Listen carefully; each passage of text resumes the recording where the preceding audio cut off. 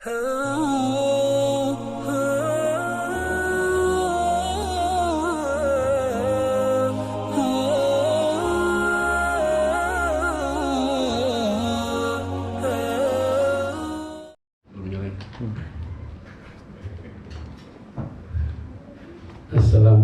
warahmatullahi wabarakatuh. Alhamdulillah, segala puja dan puji kita panjatkan kehadirat Allah Subhanahu wa taala sehingga malam ini kita bisa bertemu kembali dengan bulan yang dimuliakan oleh Allah, yaitu bulan suci Ramadan. Marhaban ya Ramadan. Wassalatu wassalamu ala Rasulillah wa ala alihi washabbihi ajmain. Pertama-tama kita ucapkan selamat datang kepada para jamaah, bertemu kembali setelah 2 tahun kita berpisah karena pandemi, tidak bisa tarawih, dan ini malam pertama. Terima kasih juga atas kehadiran Ustadz Waluyo yang nanti akan menyampaikan kulturnya sekitar 1 jam. Enggak ya, Ustaz ya. Dan ada beberapa informasi untuk kegiatan Ramadan di Masjid Elysium. Yang pertama, kita akan mengadakan puasa bersama. Yang kedua, kita akan mengadakan sholat tarawih berjamaah setiap malam. Kemudian di sini kita juga mengadakan takjil ya, setiap hari. Jadi bapak-bapak, adik-adik yang mau sholat maghrib tapi takut nanti buka puasanya telat, nah di sini udah ada nanti takjilnya. Lalu di tanggal 23 April insya Allah kita akan mengadakan santunan anak yatim dan duafa. Targetnya sejumlah 500 anak insya Allah. Kemudian ada penerimaan zakat juga nanti di akhir Ramadan, dan ada kenceleng digital scan barcode di beberapa sudut ada scan-nya ya. Kelihatan ada QRIS di situ, bisa di-scan. Kemudian bisa sedekah minimal Rp1.000. Jadi nggak ada batasan dan nggak ada keliling kencelengnya di Elysium. Oh masih ada. Oh masih ada. Yang manual ya. Oh boleh diputar ya, mulai dari Pak Dokter Subagio. Baik, terus kemudian pada tarawih nanti ada pengumuman pemenang perlombaan kualitas ibadah tingkat anak-anak. Hadiah utamanya tab Lenovo 10 inch dan sepeda lipat.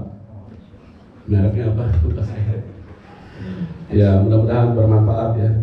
Alhamdulillah. Dan semoga dengan adanya kegiatan ini kita semakin meningkatkan keimanan dan ketakwaan kita di bulan Ramadan ini. Amin. Sekali lagi, marhaban di Ramadan.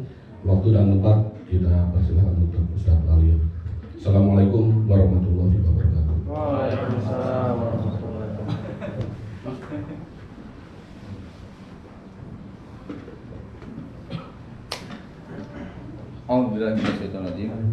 Bismillahirrahmanirrahim. Assalamualaikum warahmatullahi wabarakatuh. Waalaikumsalam warahmatullahi wabarakatuh. Alhamdulillahi haqqa hamdi hamdan thayyiban mubarakan fi kama yuhibbu rabbuna wa yarda.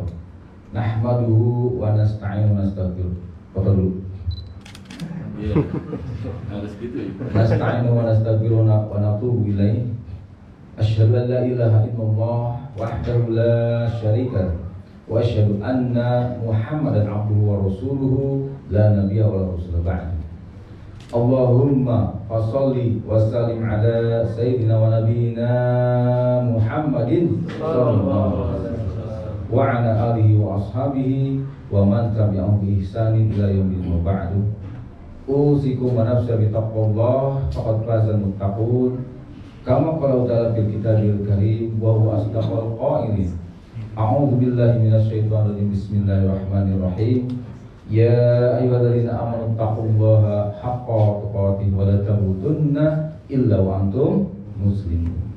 Ya ayyuhalladzina amanu taqullaha wa qulu qawlan sadida yuslih lakum a'malakum wa yaghfir lakum dzunubakum wa may yuti'illah wa rasulahu faqad faza fawzan 'azima. Ya ayyuhalladzina amanu taqullaha wa tanzur nafsum ma qaddamat lighad wattaqullaha innallaha khabirum bima ta'malun.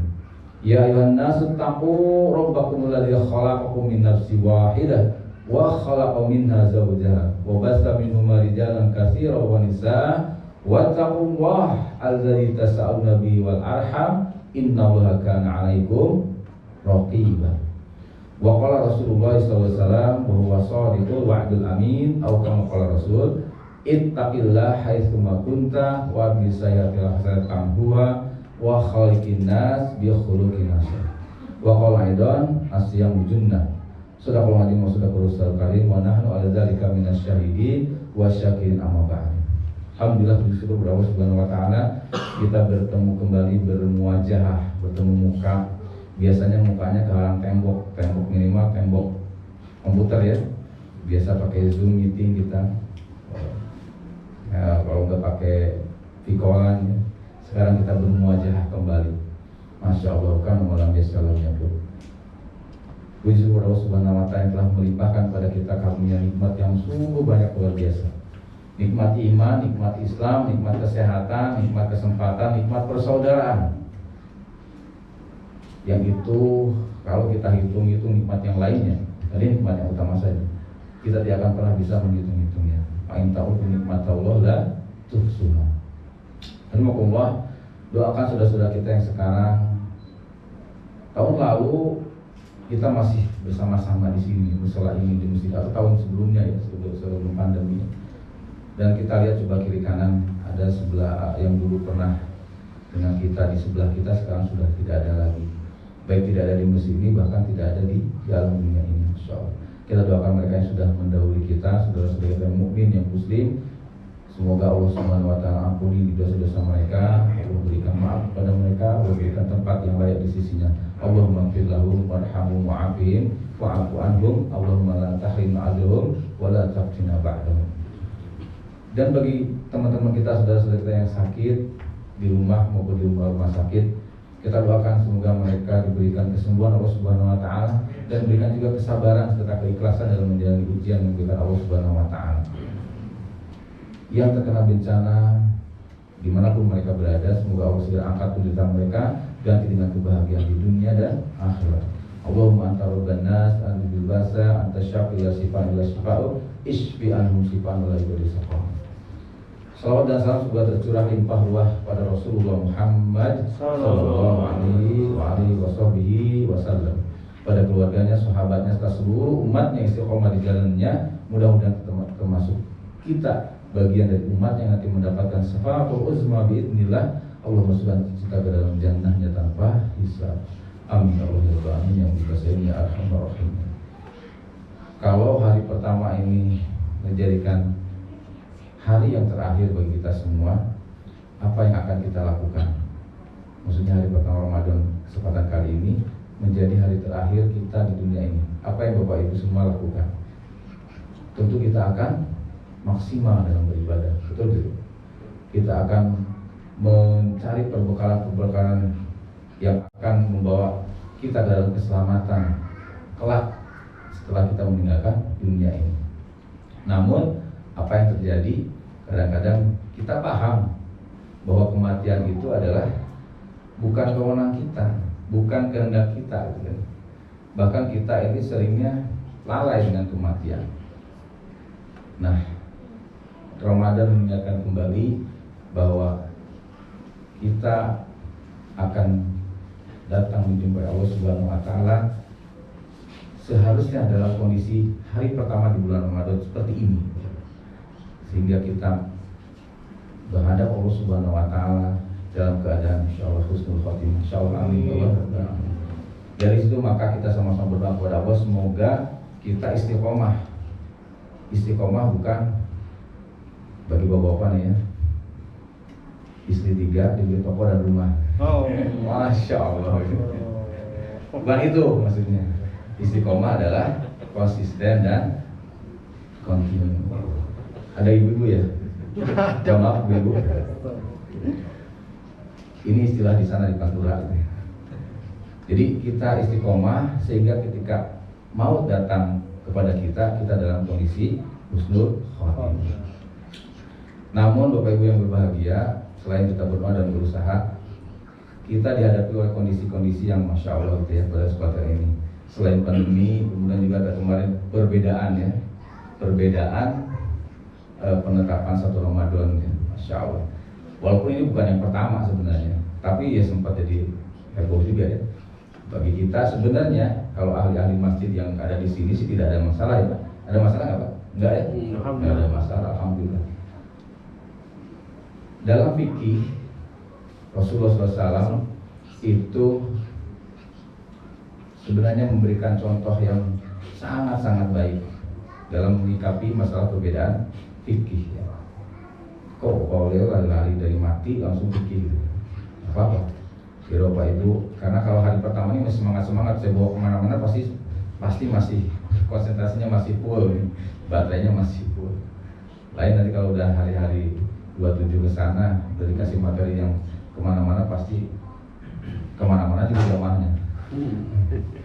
Bapak Ibu yang berbahagia, masalah fikih sekali lagi Rasulullah contoh yang paling baik dan sahabat-sahabatnya juga mengikutinya. Tidak ada masalah hak dan batil kalau dalam fikih ya, penilaian fikih. Yang ada adalah tepat lebih tepat, baik lebih baik. Termasuk ini ranah fikih yang bisa yang dibolehkan untuk berbeda. Bapak Ibu nggak usah terbawa dengan masalah hak atau batil. Kamu salah, kamu benar. Tidak. Fikih itu ada, kalau istilah Gus Baharul fikih. Fikih itu adalah tepat lebih tepat, benar lebih benar. Apa dalilnya? Ini kisah masyhur. Ketika perang Khandaq atau perang Ahzab ya. Apa artinya Khandaq? Ya, Pak. Ahzab Ajab Pak, oh iya, sinetron Ajab, bukan beda. Ajab-ajaban, seperti sinetron Ajab mesti ada Pak Ustadznya, Pak Ustadz gitu. Kalau bukan Ajab tapi Ahzab. Kalau Ahzab itu apa? Hizb itu gabung, Ahzab bergabung, kumpulan, koalisi lah kalau bahasa.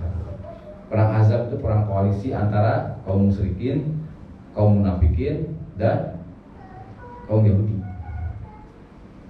Kaum musyrik Mekah maksudnya ya, kaum Yahudi dan kaum munafikin berkoalisi, namanya perang Ahzab, mengepung Rasulullah di Madinah Al-Munawwarah. Makanya Rasulullah berembuk bagaimana cara menahan koalisi itu. Nah, kayak sekarang terjadi perang di sana, koalisi ya. Bagaimana cara menahannya itu dengan Khandaq tadi, dengan membangun Khandaq apa? Parit tadi ya. Parit di sekeliling Madinah. Enggak semua di sekeliling parit Madinah itu waktu itu. Tapi bagian yang paling paling lemah ya untuk diserang, untuk dikuasai oleh para musyrikin. Nah, selesai perang Ahzab dengan diturunkannya badai, diturunkannya pertolongan Allah Subhanahu wa taala, sehingga kaum musyrikin dan kaum kafir dan para koalisi yang lainnya bubar jalan gitu. Rasulullah SAW memerintahkan kepada kaum muslimin untuk memberikan pelajaran kepada Yahudi Bani Quraisyah. Jadi Yahudi Bani Quraisyah itu sudah terikat perjanjian sebelumnya dengan kaum muslimin di Madinah bahwa mereka harus bersama-sama mempertahankan kota Madinah. Namun ternyata mereka menyelisihi, mereka mengingkari janji, sehingga mereka membantu kaum musyrikin. Nah kemudian setelah peperangan, tentu kalau yang mengingkari janji dalam Islam, janji itu adalah apa? Hutang. Janji itu harus ditepati. Wadinahum ala ahdihim ciri-ciri orang beriman itu janji dan amanahnya ditunaikan. Ya ayyuhalladzina amanu afu bil uqud. Hai orang beriman, penuhi uqudmu, akadmu. Nah, karena melanggar janji, maka Rasulullah SAW perintahkan kepada para sahabat untuk memberikan pelajaran kepada mereka, menghukum mereka. Itu orang-orang Bani Quraisyah. Dan dari hukumlah Rasulullah berpesan kepada mereka, wahai kaum muslimin yang akan menuju Bani Quraisyah, Yahudi Bani Quraisyah, berangkatlah setelah waktu zuhur. Kamu nanti jangan sholat asar kecuali tempat Bani Quraisyah. Padahal jarak dari Madinah ke tempat Bani Quraisyah itu ditempuh kurang lebih berapa jam? Nyampe berangkat zuhur, nyampe hampir isya. Nah, kaum muslimin waktu itu berangkat rombongan, dan di tengah perjalanan hampir waktu maghrib, asar mau habis. Sebagian jamaah kaum muslimin kemudian melaksanakan sholat asar. Sholat asar karena apa? Karena waktunya mau habis sholat asar. Sementara Bani Quraisyah tempatnya masih jauh. Dalilnya apa? Al-Quran Karim. Inna sholat kanat alal mu'minina kitaban mawquta. Sesungguhnya sholat itu wajib bagi muslim mukminin yang ditentukan waktu dan tempatnya. Tempat dan waktunya, kondisi dan waktunya. Jadi nggak boleh sholat maghrib dilaksanakan di waktu sholat isya pada kondisi normal. Sehingga sebagian kaum muslimin waktu itu mendirikan sholat asar sebelum sholat asar selesai, sebelum datang ke sholat maghrib. Nah, tapi mukminin yang lainnya enggak. Dia taat kepada Rasul. Kami akan sholat asar di tempatnya Bani Quraisyah. Akhirnya apa? Yang satu sholat pada waktu itu, yang tidak. Maksudnya waktu asar itu tidak sholat. Nah, saat datang ke Bani Quraisyah, kemudian hampir isya. Waktu hampir isya, yang lain tadi sudah sholat, yang ini baru sholat asar. Kemudian apa yang terjadi? Mereka berdua lapor kepada Rasulullah Muhammad Sallallahu Alaihi Wasallam. Kurang lebih percakapannya ya, wahai Rasul, ini apa-apanya? Masa sholat asar di waktu isya? Kurang lebih begitulah ya. Kan sholat itu harusnya pada waktunya, awal waktu ya, kalau utama lagi awal waktu, ala waktunya. Kenapa ini di waktu isya? Ini nggak benar nih. Satu lagi bilang juga kepada Rasul, wahai Rasul, ini saudara kami ini nggak mengikuti perintahmu, nggak taat kepadamu. Padahal ayatnya sama, wa atiullah wa atiur Rasul, atiullah wa atiur Rasul. Dua-duanya pakai ayat. Satu tadi sesungguhnya sholat itu diwajibkan atas mukminin, tempat dan keadaan dan waktunya, tempat keadaan dan waktunya ditentukan. Yang satu pakai dalil juga, ayat Quran juga. Atiullah wa atiur Rasul, taatlah kepada Allah dan Rasulnya. Rasul perintahkan apa? Sholat tadi Bani Quraisyah padahal waktu isya. Sholat asar di waktu hampir waktu isya. Rasulullah mendengar itu, apa yang Rasul lakukan? Rasulullah tersenyum dan menyatakan, la haraj, it's okay, never mind, gak apa-apa. Dua-duanya gak disalahkan, padahal dua-duanya berbeda dan sudah saling mengadukan. Ini luar biasa. Kalau kita pahami kisah ini, ketika ada perbedaan yang dibolehkan dalam syariat, maka kita tidak akan ikut-ikutan menjadi orang yang memperuncing, jadi kompor, jadi malah membuat perpecahan yang dilarang oleh Allah Subhanahu wa Ta'ala. Makanya dalam fikih, baik lebih baik, tepat lebih tepat, bukan hak batil. Kalau hak dan batil itu untuk masalah akidah. Masalah akidah, kalau akidah itu hak batil. Wayang ada dukunnya, wayang ada sajiannya, itu jelas batil. Tapi kalau wayang tapi pakai dakwah, ceritanya tentang yamus kalimat sadar, maka tidak ada masalah. Itu wasilah dakwah. Itu akidah. Tapi kalau fikih tadi baik lebih baik, tepat lebih tepat. Jadi insya Allah di sini tidak ada masalah ya tentang perbedaan satu Ramadan pada kesempatan kali ini. Insya Allah tadi dalilnya itu. Dan kita juga nggak perlu selain itu ya, selain dalilnya tadi, masih banyak orang-orang yang nggak peduli dengan satu Ramadan. Di sekitar kita banyak orang yang nggak peduli dengan satu Ramadan, mau satu Ramadan tanggal 2, tanggal 3 nggak peduli, padahal mereka mukmin, mereka muslim. Orang-orang itu yang lebih kita perhatikan, lebih kita ajak mereka untuk memperhatikan satu Ramadan. Riba kita ribut dengan orang-orang yang sama-sama puasa, sama-sama sholat Ramadan. Baik, karena waktu untuk kultum itu ada 1 jam. Iya.